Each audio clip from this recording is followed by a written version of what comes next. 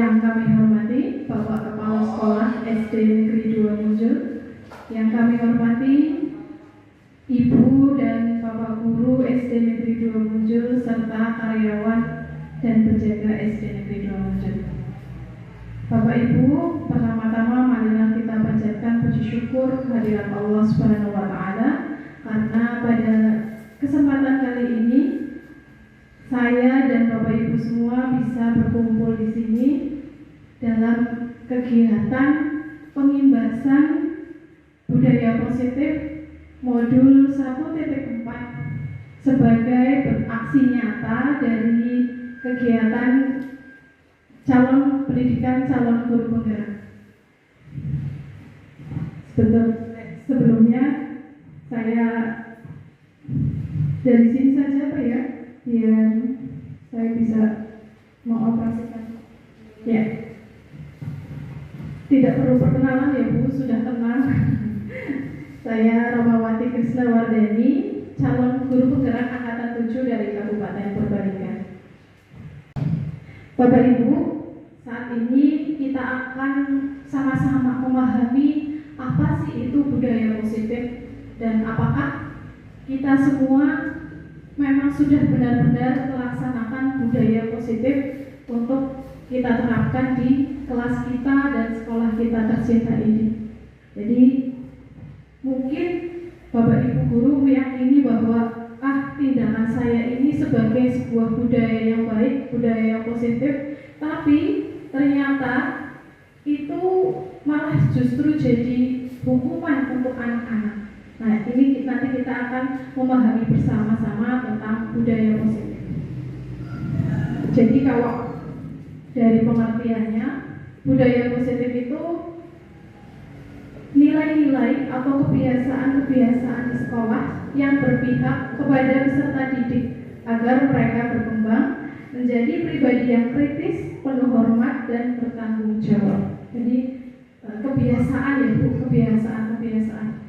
Di sekolah kita ini alhamdulillah sudah banyak kebiasaan-kebiasaan positif yang kita terapkan ya Bu, mulai dari penerapan 3S, senyum, sapa, salam. Ketika anak-anak pagi-pagi itu bersalaman dengan Bapak Ibu guru, ketika berangkat senyum dan mengucapkan salam, itu juga merupakan bagian dari budaya positif.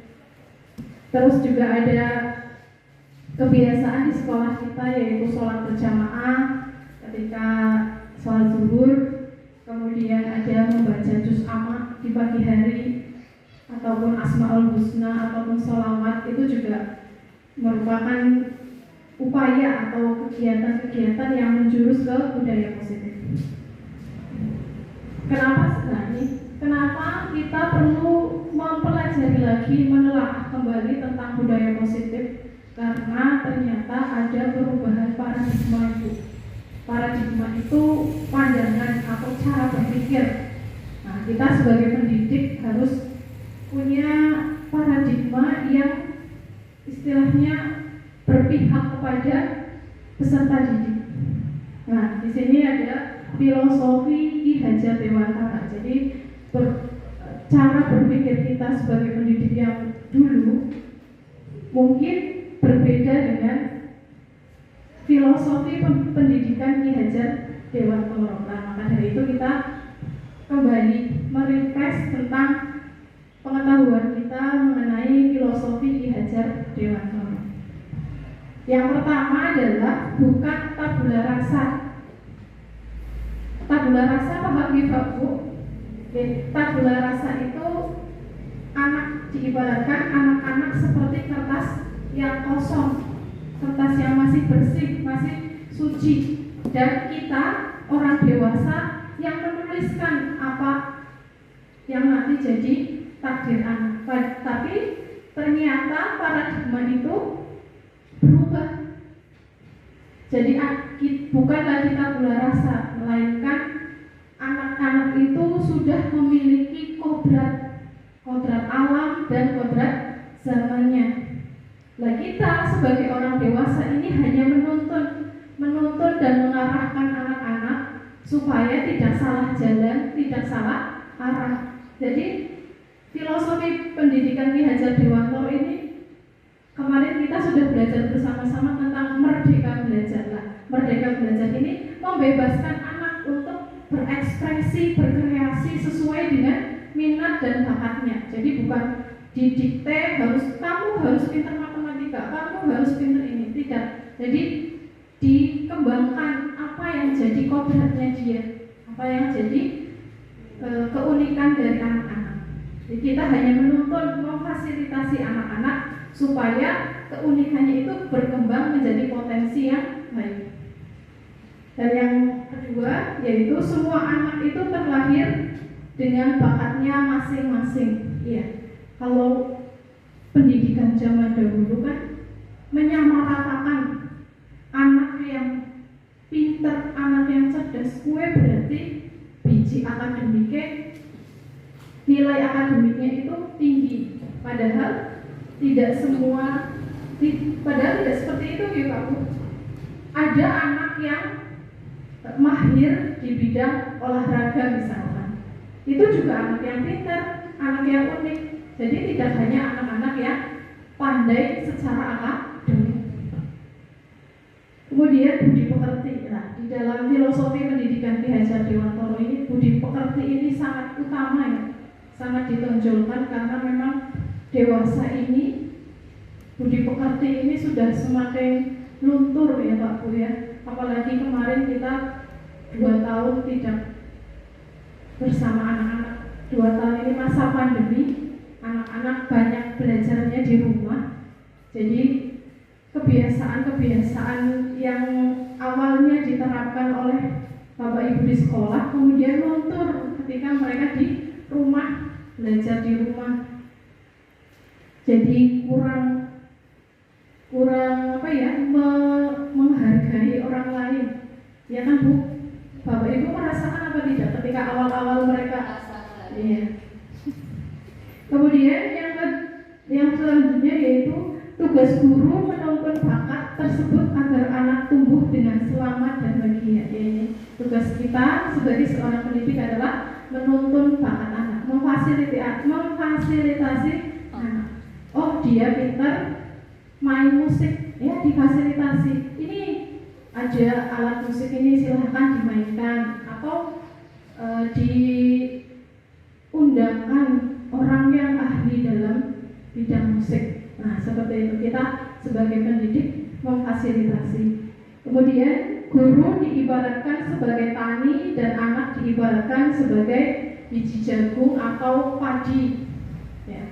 Petani itu kan merawat tanamannya dengan penuh kesabaran, dengan penuh kasih sayang, ini kan Bu, supaya nantinya bisa berbuah yang baik. Nah, ini kita sekarang ini sedang istilahnya memberi pupuk, menyiram, kemudian menyiangi kalau ada hama. Ini yang sedang kita lakukan, yaitu merawat tanaman dengan sepenuh hati.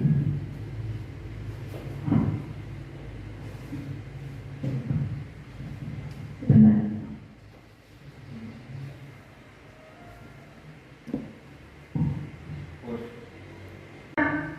Tempat tinggal anak-anak misalkan kita di Munjul ini kodrat alamnya anak-anak adalah daerah pedesaan.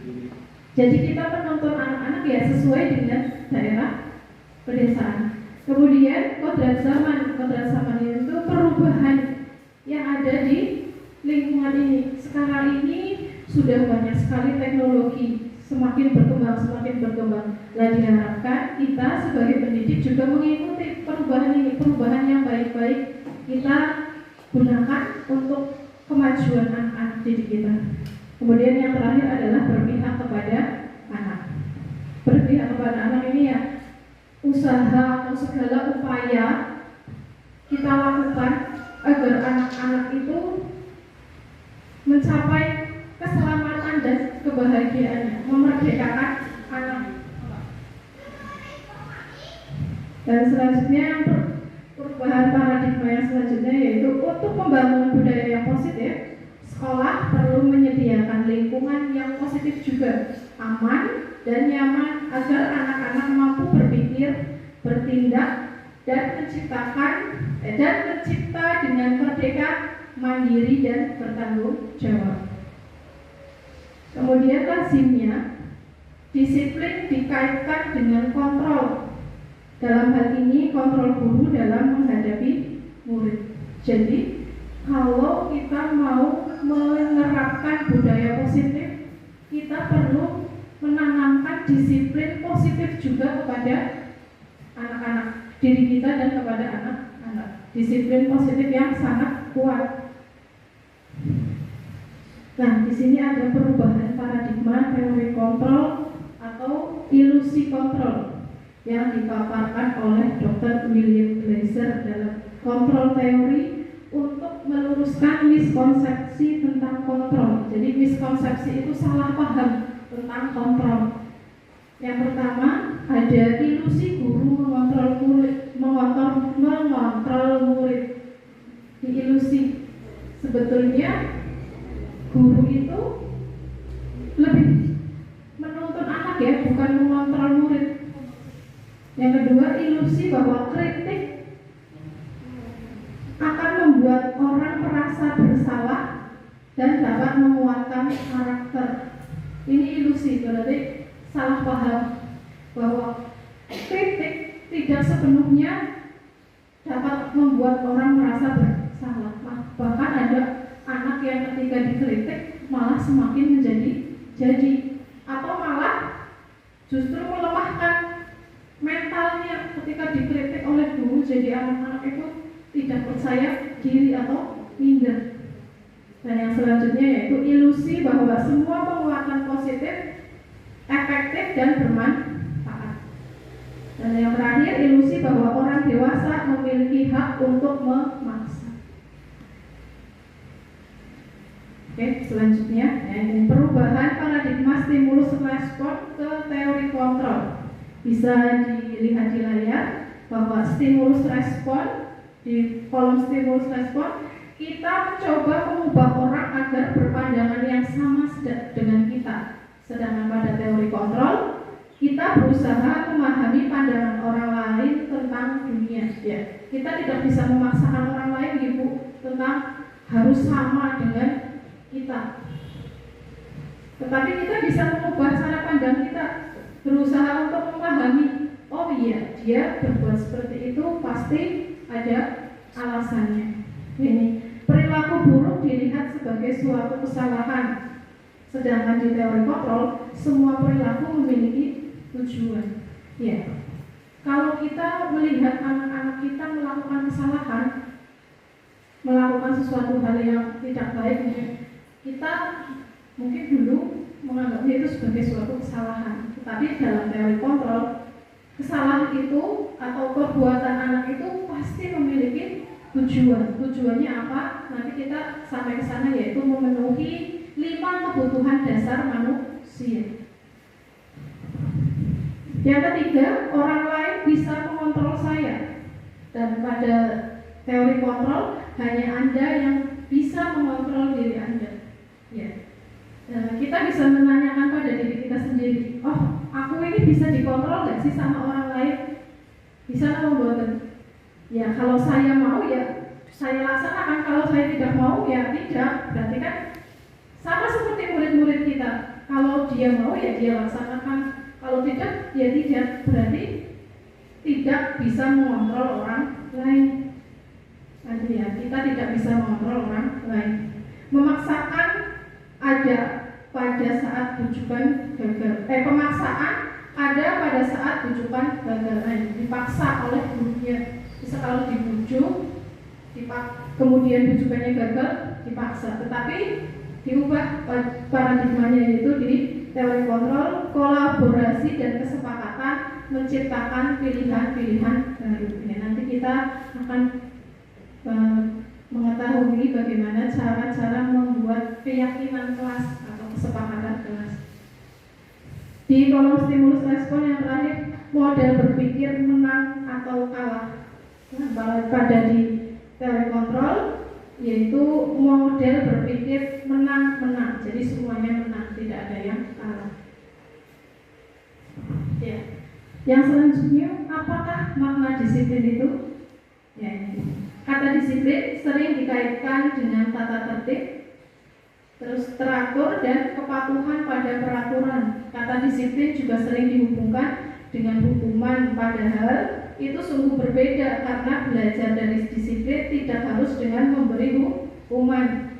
Justru itu adalah salah satu alternatif terakhir dan kalau perlu tidak digunakan sama sekali. Ya, Bapak Ibu, kalau kita mau mendisiplinkan anak tidak harus dengan hukuman ya, bisa dengan tadi kesepakatan ataupun dengan pembiasaan yang baik. Malah kalau perlu tidak ada hukuman sama sekali. Jadi kalau dalam Merdeka Belajar itu sangat meminimalisir yang namanya hukuman atau bahkan dihilangkan sama sekali yang namanya hukuman. Yang ada adalah konsekuensi. Ya, Ki Hajar Dewantoro menyatakan bahwa untuk mencapai kemerdekaan atau dalam konteks pendidikan kita saat ini dan untuk menciptakan murid yang merdeka, syarat utamanya adalah harus ada disiplin yang kuat. Nah, tadi ya, disiplin yang kuat. Disiplin yang dimaksud adalah disiplin diri yang dimiliki motivasi internal. Jika kita tidak memiliki motivasi internal, maka kita memerlukan pihak lain untuk mendisiplinkan kita. Motivasi internal itu adalah motivasi yang ada di dalam diri kita. Nah, ini tugas kita sebagai pendidik adalah menumbuhkan motivasi internal pada peserta didik kita. Jadi bukan motivasi eksternal. Kalau motivasi eksternal kan malah justru itu bisa jadi hukuman untuk anak-anak. Misalkan memberi hadiah ketika anak nilainya 100 dikasih permen. Nah, nanti ketika anak tidak dikasih permen, pasti dia tidak akan semangat belajarnya. Nah, itu bisa jadi hukuman untuk anak. Nah, ini teori motivasi perilaku manusia ini yang pertama. Untuk menghindari ketidaknyamanan atau hukuman. Nah, ini motivasi eksternal. Aku mengerjakan PR karena kalau tidak mengerjakan PR, aku akan dihukum. Nah, itu motivasi eksternal. Yang kedua, untuk mendapat imbalan dari orang lain atau institusi. Aku belajar yang rajin supaya bisa dapat hadiah atau penghargaan. Itu motivasi eksternal. Dan yang ketiga, untuk menghargai diri sendiri, menjadi insan sesuai harapan kita. Motivasi internal ini tujuan kita adalah motivasi internal untuk mencapai disiplin positif. Saya akan menjadi orang yang seperti apa bila saya melakukannya. Ya, misalkan saya akan jadi anak yang berprestasi bila saya rajin belajar, misalkan seperti itu motivasi dalam diri anak. Ya, ini tentang lingkaran budaya positif. Jadi budaya positif di dalamnya ada lingkungan yang positif, keyakinan kelas dan peraturan kelas. Lanjut ya Bapak Ibu. Keyakinan kelas, hukuman dan penghargaan. Mengapa tidak peraturan saja? Mengapa harus keyakinan kelas? Ya, mengapa kita memiliki peraturan harus menggunakan helm bila mengendarai kendaraan roda 2? Ya, karena kalau tidak menggunakan helm bisa membahayakan diri kita. Kemudian mengapa kita memiliki peraturan 3M, menggunakan masker, mencuci tangan dan menjaga jarak 1,5 meter? Ya, itu karena untuk mencegah penularan COVID-19. Mengapa kita memiliki peraturan harus datang tepat waktu pada saat mengikuti pelatihan? Nah, ini untuk mendukung motivasi intrinsik, kembali ke nilai-nilai atau keyakinan-keyakinan lebih menggerakkan seseorang dibandingkan mengikuti serangkaian peraturan.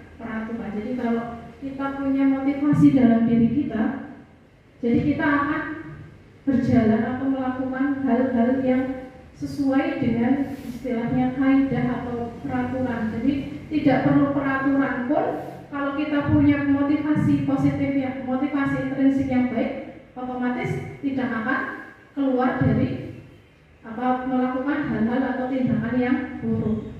Jadi peraturan itu bisa tidak perlu kalau semua orang punya motivasi intrinsik yang positif. Keyakinan kelas adalah nilai-nilai kebajikan atau prinsip-prinsip universal yang disepakati bersama secara universal, lepas dari latar belakang, suku, negara, bahasa maupun agama. Kemarin saya beberapa waktu yang lalu bersama anak-anak juga sudah membuat sebuah keyakinan kelas. Keyakinan kelas itu saya pasang di depan kelas sehingga anak-anak itu bisa melihat kembali apabila anak-anak melakukan sebuah kesalahan. Keyakinan kelas tadi nilai-nilai kebajikan ya, secara universal atau menyeluruh. Jadi nilai-nilai kebaikan itu diyakini oleh semua orang bahwa itu adalah nilai-nilai kebaikan. Tidak peduli mau agamanya apa, sukunya apa, tapi nilai-nilai kebajikan itu berlaku untuk seluruhnya. Misalkan tentang kejujuran. Kalau misalkan mencuri, di suku Jawa mencuri itu tidak baik, di suku Batak juga mencuri itu tidak baik. Jadi tidak terpengaruh oleh suku bangsa. Jadi tentang kejujuran itu kan diterima oleh semua orang. Nah itu juga bisa diterapkan di keyakinan kelas tentang kejujuran. Misalkan Bapak Ibu mau buat keyakinan kelas tentang kejujuran, anak-anak bagaimana kita membuat keyakinan kelas tentang kejujuran? Coba bagaimana kalau misalkan kalian sedang ulangan, nilai-nilai kejujurannya bagaimana? Bu, kalau sedang ulangan mengerjakan sendiri, tidak menyontek teman, oh ya itu juga nilai-nilai kejujuran. Itu nanti ditulis di kertas, kemudian ditempel di di depan kelas. Kemudian nilai-nilai misalkan tanggung jawab ya, tanggung jawab kalian apa sebagai seorang pelajar. Misalkan di sekolah tanggung jawabnya datang tepat waktu, tulisi datang tepat waktu, ditempel. Semua sepakat datang tepat waktu, ya sepakat. Kemudian tentang tanggung jawab mengerjakan tugas.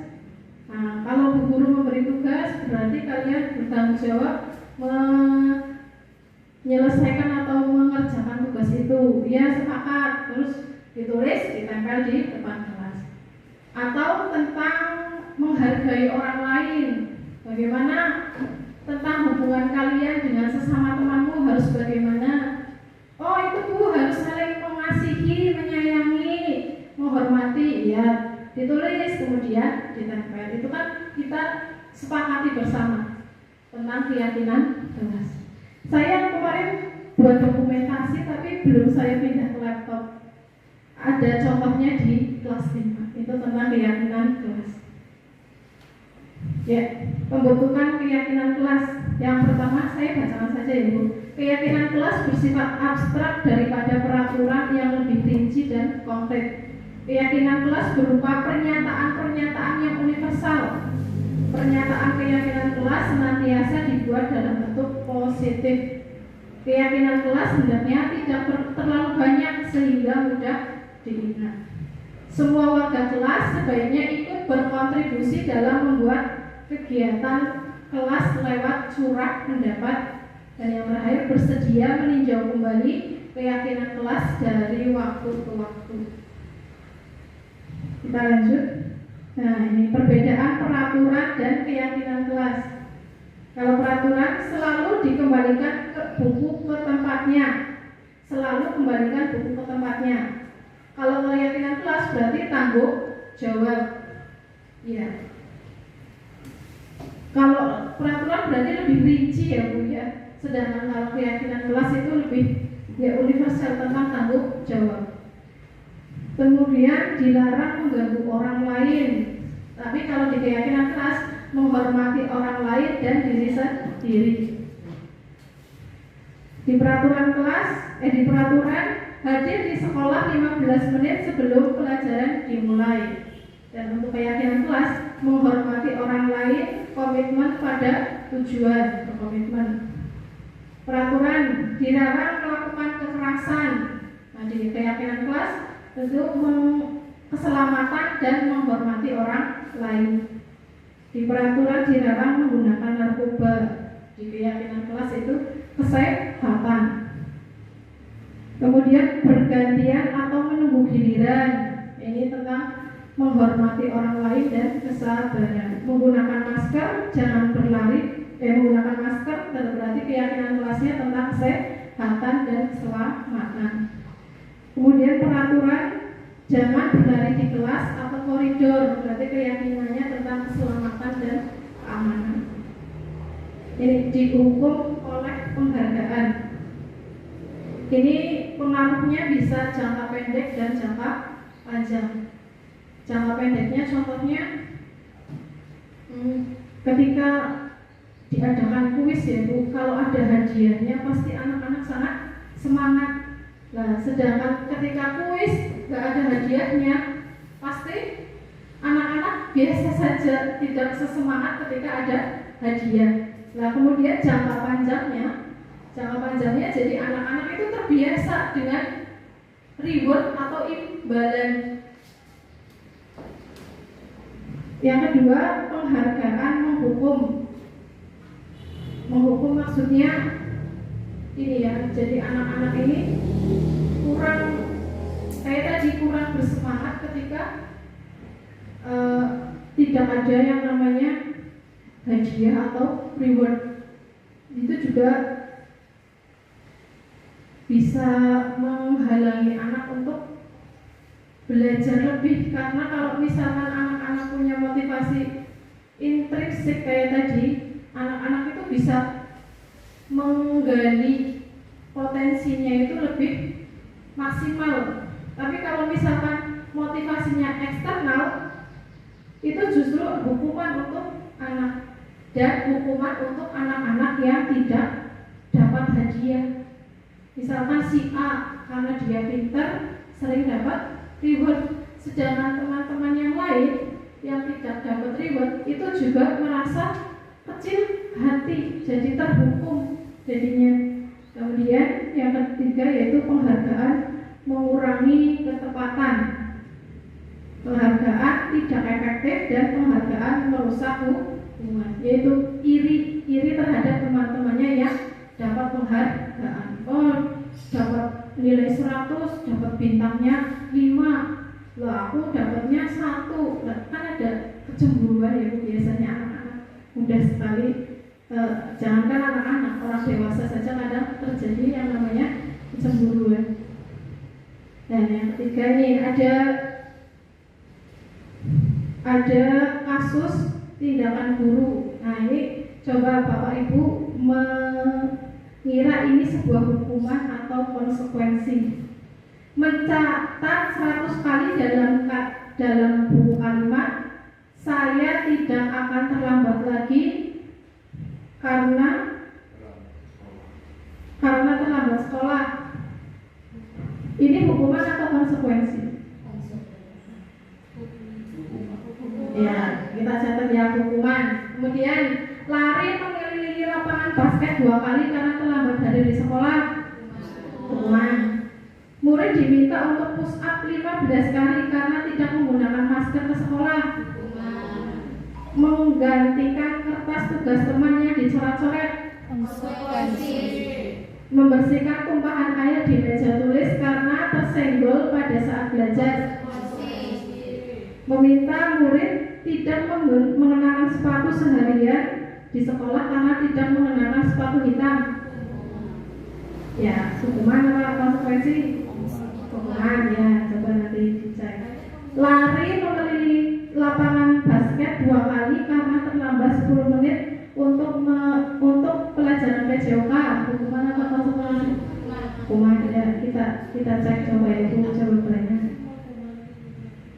Berarti yang tadi yang ini salah, ini yang terakhir ini benar, hukuman. Yang lari mengelilingi hukuman.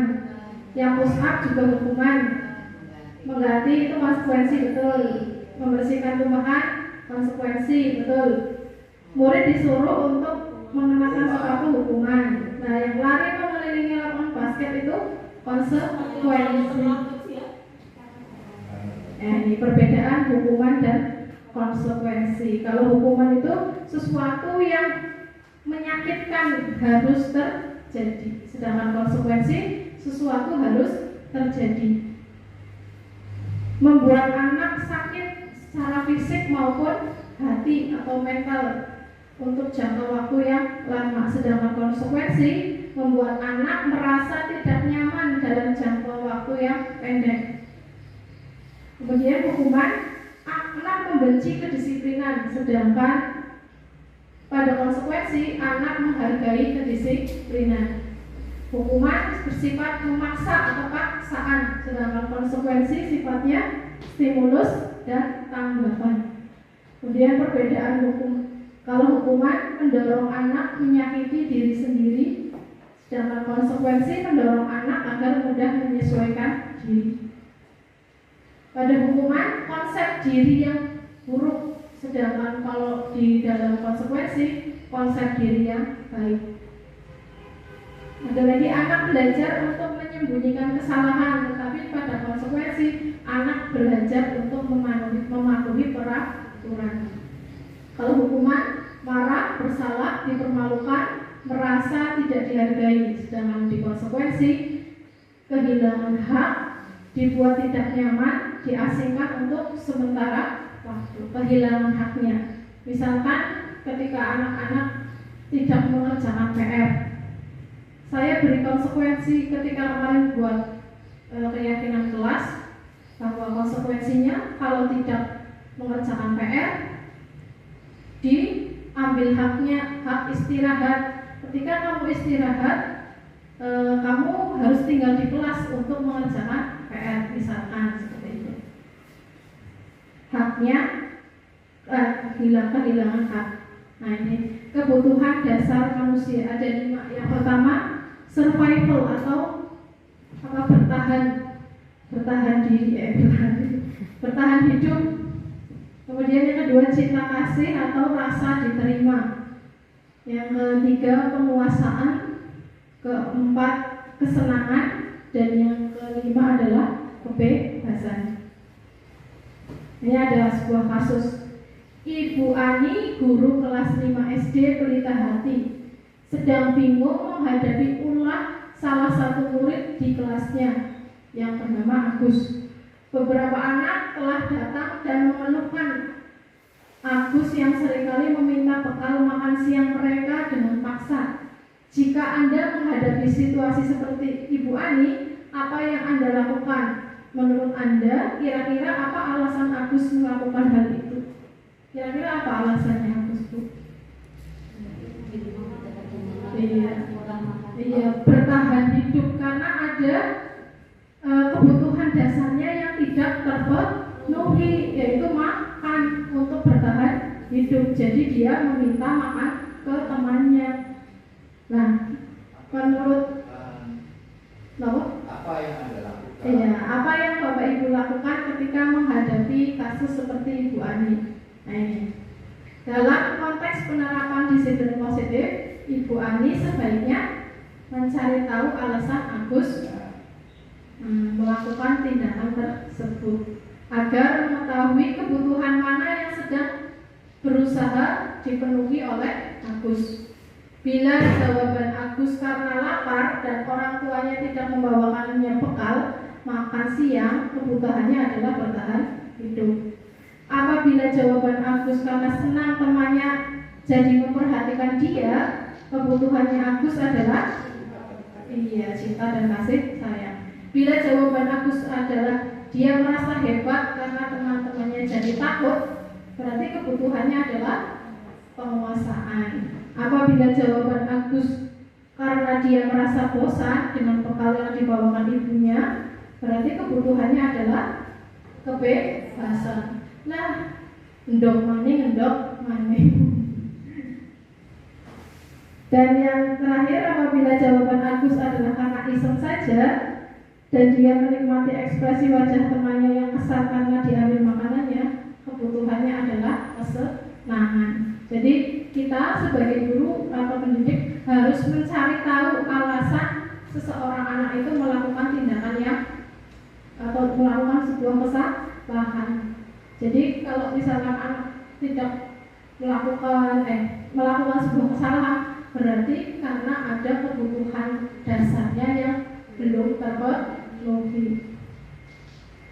Nah, ini posisi kontrol seorang guru dalam menghadapi kasus yang timbul di kelas. Kita sebagai guru itu sebaiknya paham tentang posisi kontrol. Nah, untuk memahami tentang perbedaan posisi kontrol, yang pertama ada posisi sebagai penghukum, kedua pembuat rasa bersalah, ketiga sebagai teman, keempat adalah pemantau, dan yang terakhir adalah manajer. Nah, kalau kita sebagai penghukum dan pembuat rasa bersalah, kita berarti pada identitas yang gagal. Sedangkan kalau kita sebagai teman, pemantau, dan manajer, kita pada identitas yang berhasil. Tapi yang paling baik adalah sebagai posisi manajer. Nah, kita akan melihat tayangan video tentang 5 posisi kontrol. Silakan dipahami ya, Pak.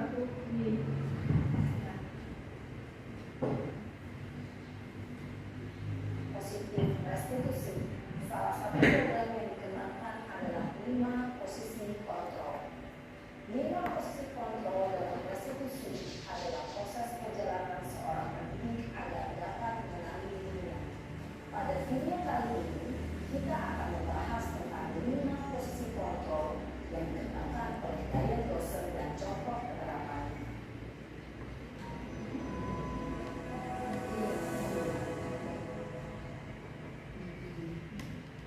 Posisi kontrol itu adalah 1. Posisi penghukum, 2. Posisi pembuat rasa bersalah, 3. Posisi teman, 4. Posisi pemantau atau monitor, dan 5. Posisi manajer. Untuk lebih memahami kelima posisi tersebut, mari kita saksikan kasus Naren yang terlambat hadir 20 menit di sekolah dan melihat bagaimana kelima posisi kontrol dalam menghadapi masalah tersebut. Ini yang pertama, posisi sebagai penghukum.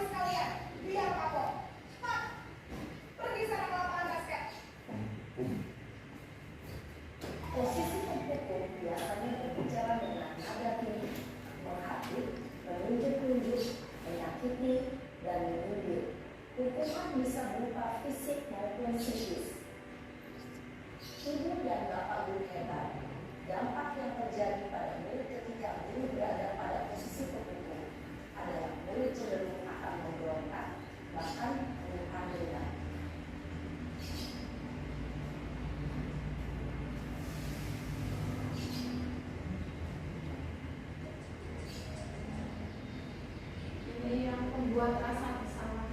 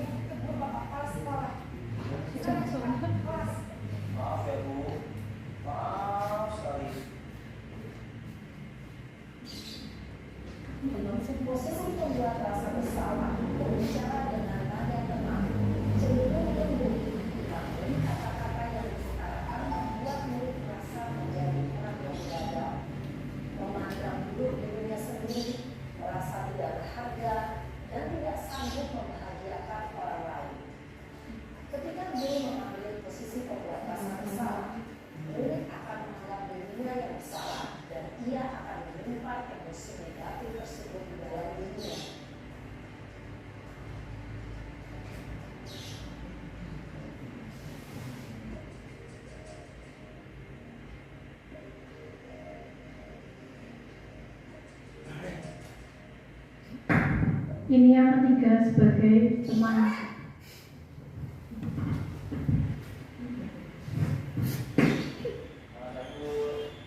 Wah, sudah jam berapa ini, Nak? Terlambat lagi ya saya. Iya Bu, habis ibu saya mau bangunkan saya Bu. Kamu mau menyalakan ibu kamu. Kamu bukannya anak yang paling kencang. Kok terlambat sih? Iya Bu, saya memang terlambat bangun tadi. Jadi biar usaha kencang tetap gak kejar Bu. Ya sudah sana. Nanti lain kali larinya lebih kencang lagi ya. Biar gak terlambat lagi. Bikin demi ibu. Demi ibu. Bisa kan? Bisa lah Bu. Ya sudah sana masuk kelas. Ibu beresin urusan absen kamu. Kamu ini ada-ada saja. Dalam posisi teman, guru berbicara dengan nada suara ramah, akrab, cenderung bersenda gurau untuk menjaga suasana tetap santai. Murid akan merasa senang, aman, dan akrab dengan guru. Identitas yang tercipta adalah identitas sukses atau berhasil. Namun, perlu diingat, karena ini masih dorongan eksternal, maka ada faktor ketergantungan dari murid kepada orang tertentu. Di sini, guru absennya, sehingga di lain waktu, murid bisa berperilaku baik, namun hanya kepada orang-orang tertentu saja.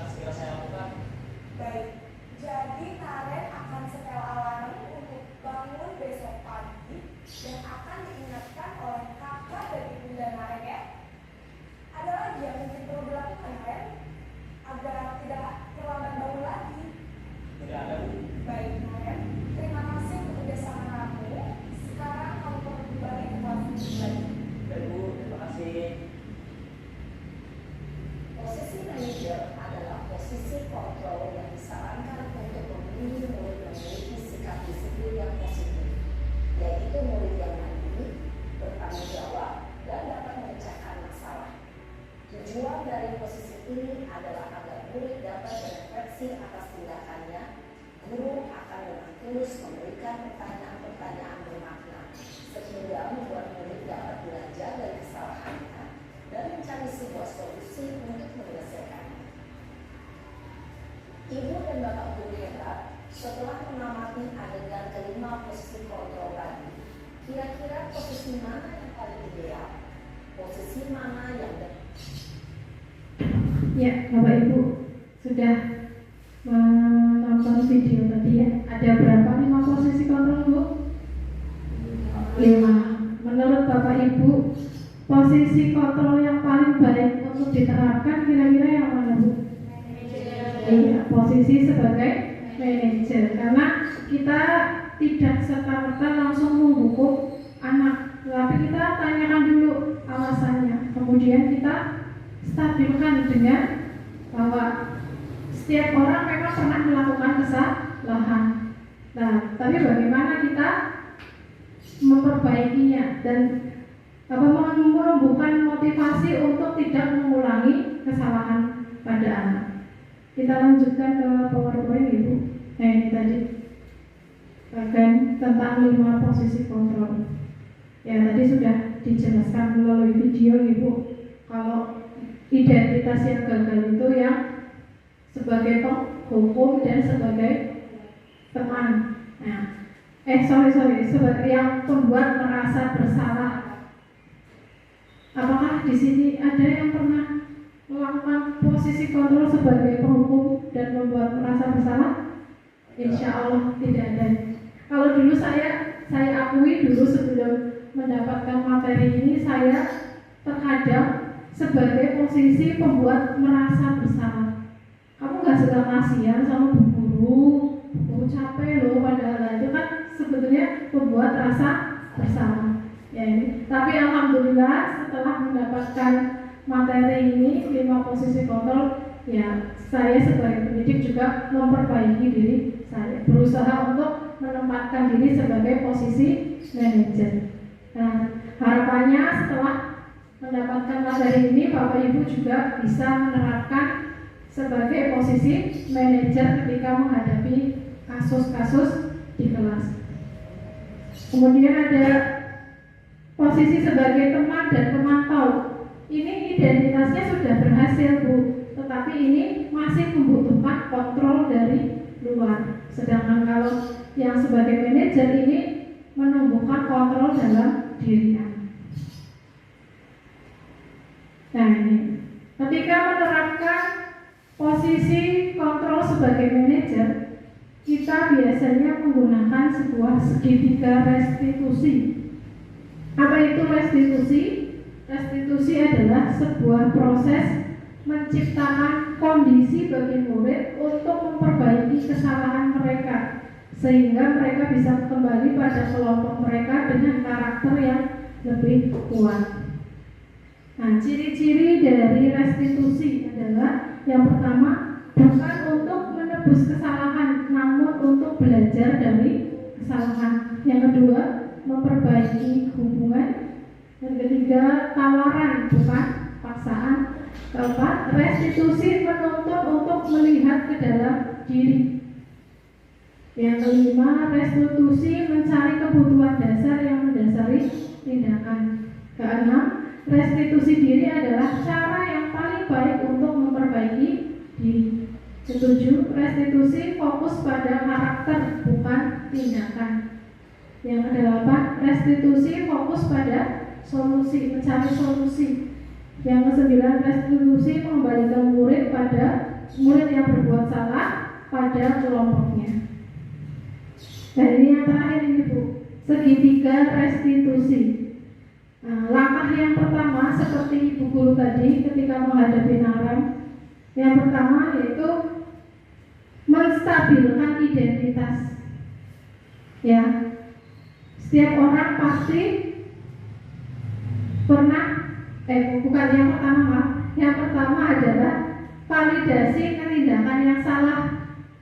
Karena setiap anak itu pasti punya alasan mengapa melakukan hal itu. Kemudian, adakah cara yang lebih efektif untuk mendapatkan apa yang kamu butuhkan? Yang kedua adalah menstabilkan identitas. Setiap orang pasti pernah melakukan kesalahan. Jadi tidak hanya kamu yang salah, tapi semuanya pasti pernah melakukan kesalahan. Jadi bukan kamu satu-satunya yang pernah melakukan kesalahan. Tidak mengerjakan PR bukan satu-satunya dia yang tidak mengerjakan PR. Ada banyak anak yang pernah tidak mengerjakan PR. Kemudian kembalikan kepada keyakinan kelas yang terakhir, menanyakan keyakinan kelas. Nilai-nilai apa yang telah disepakati. Tadi kan kita sebelum ini membuat sebuah keyakinan kelas tentang kejujuran, tanggung jawab, menghormati orang lain, seperti itu. Dikembalikan ke keyakinan kelas yang sudah disepakati. Kemudian setelah dikembalikan, ditanyakan kamu inginnya seperti apa, bagaimana mencari solusinya ketika kamu membuat kesalahan. Solusinya apa? Seperti tadi di video ngarep, solusinya adalah meminta bantuan kakak dan ibunya dan menyetel alarm. Karena kemarin kan katanya lupa menyetel alarm dan meminta bantuan orang lain. Nah seperti itu, ketika anak membuat kesalahan ditanya kamu maunya seperti apa, biar tidak mengulangi kesalahan itu lagi. Misalkan anak tidak mengerjakan PR, berarti dia misalkan ditanya kamu kira-kira supaya kamu tidak mengulangi perbuatan itu lagi, kamu apa tindakan yang bisa kamu lakukan? Misalkan yang kayak tadi lain, minta bantuan orang tua untuk mengingatkan atau teman untuk mengingatkan, seperti itu. Nah, Bapak Ibu, itu tadi yang bisa saya sampaikan tentang budaya positif. Jadi ada urutannya ya, budaya positif, kemudian kita bentuk sebuah keyakinan kelas, kemudian ke posisi kontrol menggunakan segitiga restitusi. Begitu Bapak Ibu materi yang sedikit ini, semoga bisa bermanfaat untuk Bapak Ibu di sini. Kita bukan saya sedang ngajari, bukan, tapi sama-sama belajar ya Pak Bu. Jadi kita sharing pengetahuan. Saya kemarin di pendidikan calon guru penggerak dapat materi ini dan saya punya tugas untuk menyampaikan kepada Bapak Ibu supaya harapannya itu Bapak Ibu juga menerapkan tadi posisi kontrol menggunakan segitiga restitusi begitu. Nah selanjutnya saya buka termin pertanyaan. Monggo Bapak Ibu yang mau bertanya, saya beri kesempatan. Nanti barangkali Bapak Ibu bisa menjawab juga, ada temannya yang bisa menjawab, saya beri persilahkan untuk menjawab juga. Jadi tidak hanya saya yang menjawab, karena saya juga masih belajar. Ya, monggo Bapak Ibu ada yang mau bertanya?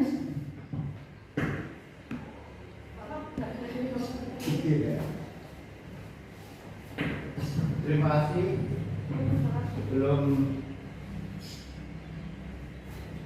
bertanya, dulu untuk guru yang dan cukup sedikit banyak menginjak atau mempelajari tentang pentingnya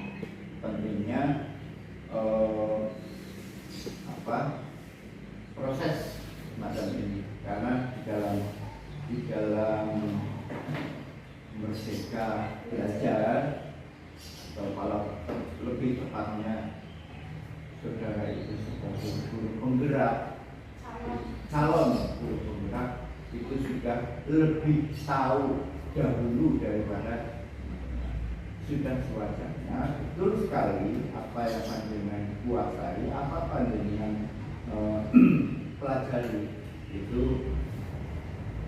menjadi rujukan teman-teman agar berbuat seperti itu.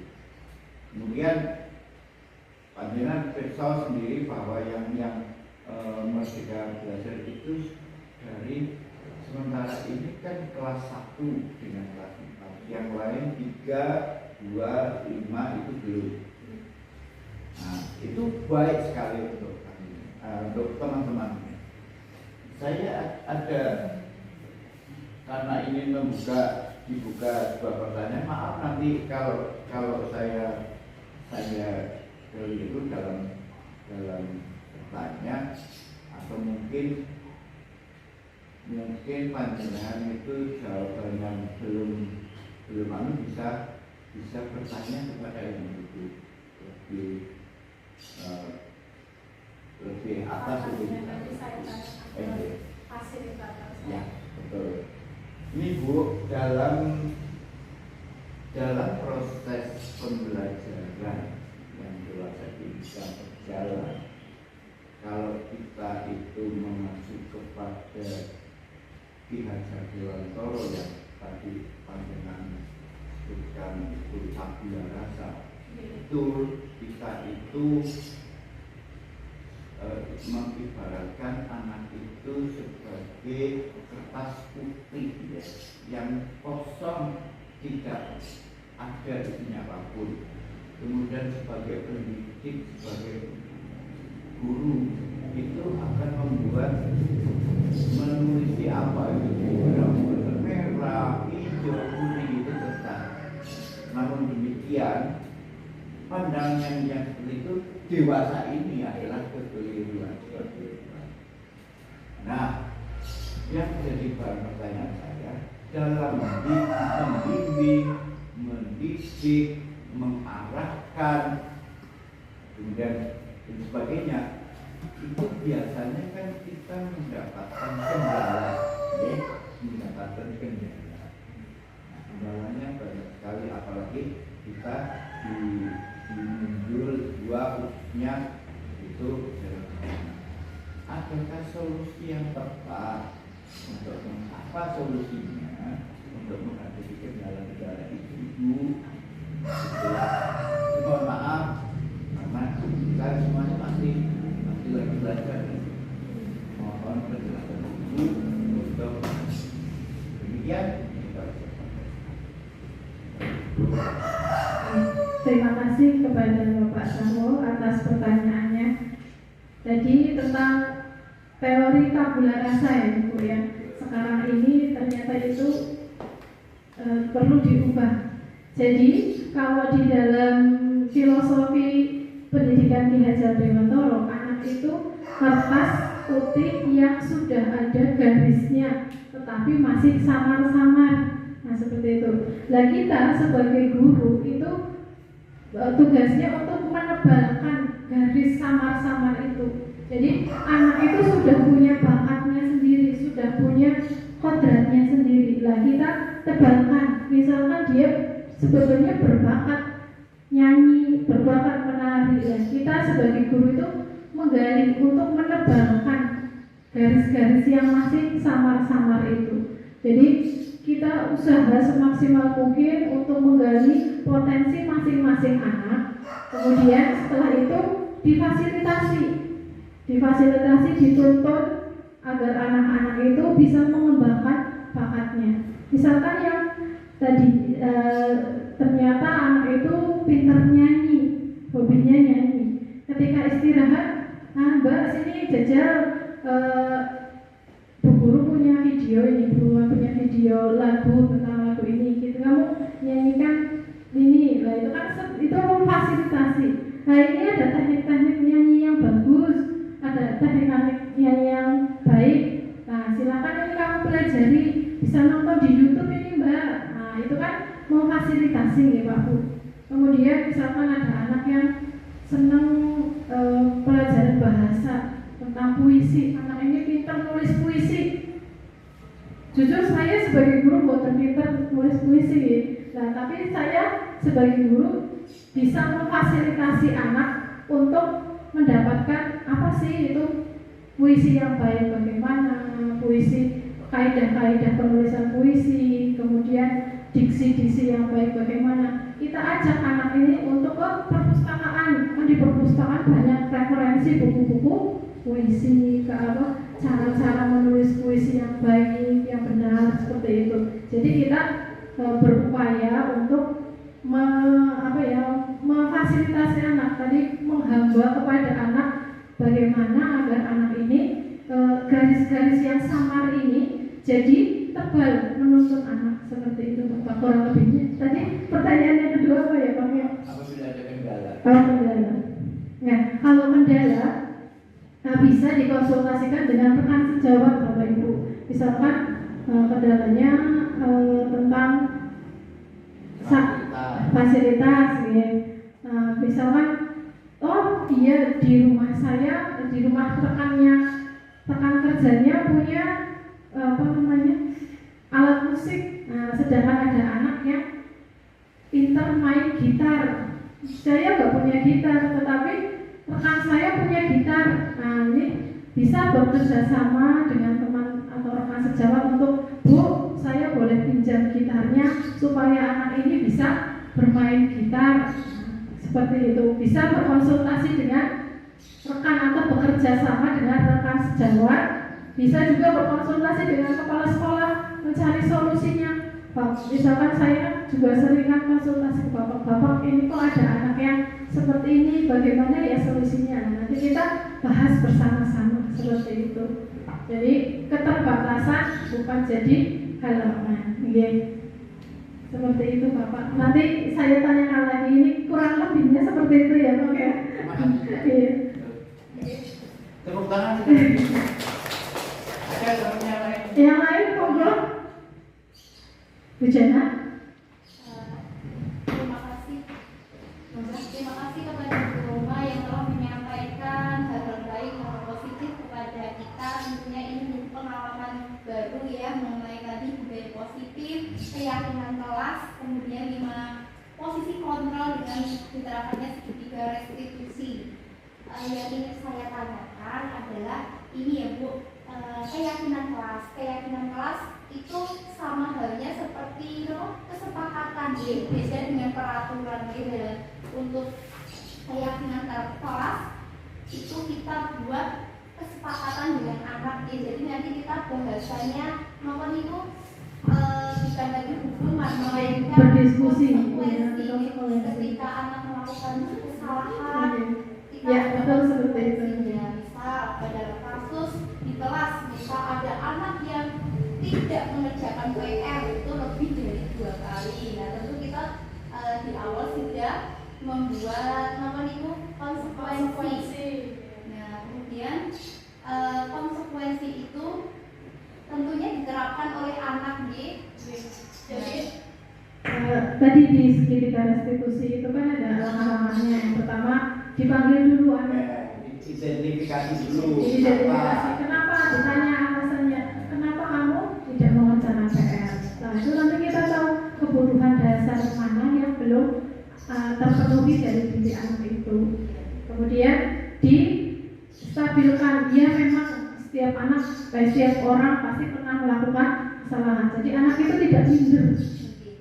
Kemudian dikembalikan ke keyakinan kelas mana yang kamu tidak dilakukan kamu, yang kamu langgar keyakinan kelas mana. Misalkan tentang tanggung jawab mengerjakan PR tidak saya laksanakan itu Bu.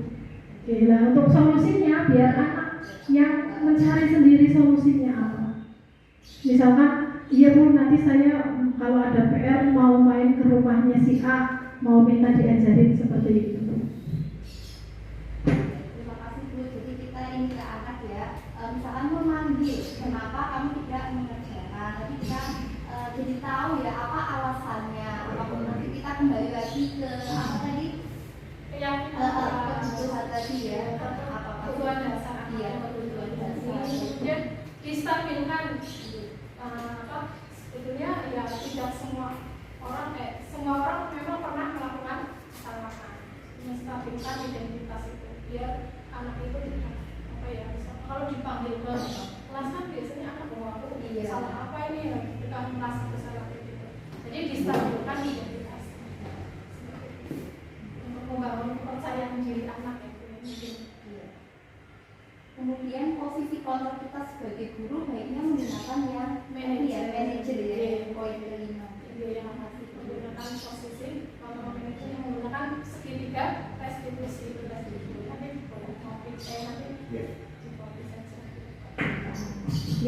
Terima kasih Bu Jana atas pertanyaannya. Yang lain monggo. Ayo Bu Dini, Bu Fitri, tanya. Sudah cukup? Cukup. Oke. Terima kasih Bapak Ibu semuanya atas perhatian, waktu dan kesempatan ini. Saya mohon maaf apabila dalam menyampaikan materi tentang budaya positif ini banyak sekali kesalahan atau mungkin ketidakjelasan yang bahwa saya berikan kepada Bapak Ibu. Saya mohon maaf sebesar-besarnya. Terima kasih. Billahi taufiq wal hidayah. Wassalamualaikum warahmatullahi wabarakatuh. Waalaikumsalam warahmatullahi wabarakatuh.